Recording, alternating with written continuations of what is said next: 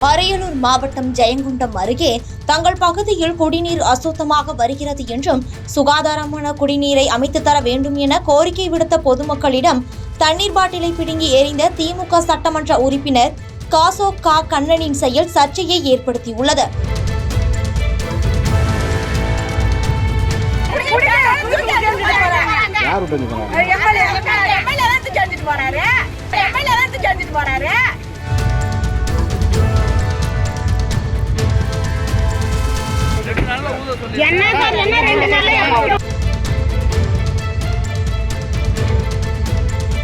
மேலும் இதனால் ஆத்திரமடைந்த அப்பகுதி மக்கள் திமுக சட்டமன்ற உறுப்பினர் காசோ கா கண்ணனின் காரை முற்றுகையிட்டு வாக்குவாதத்தில் ஈடுபட்டதால் பரபரப்பு ஏற்பட்டது.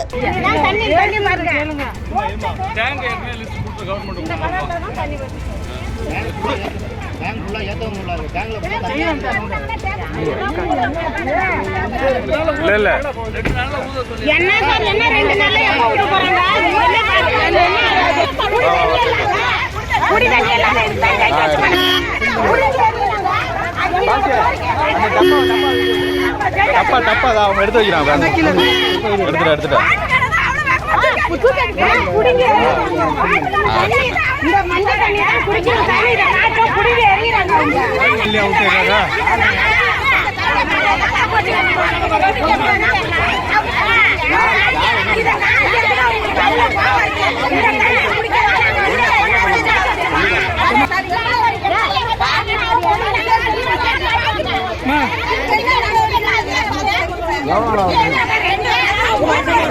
அப்படியே எல்லாரும் தான் பேசுறாங்க.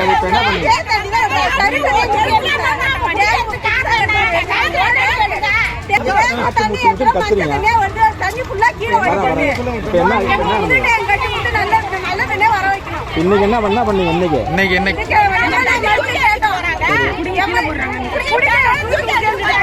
யார் விட்டு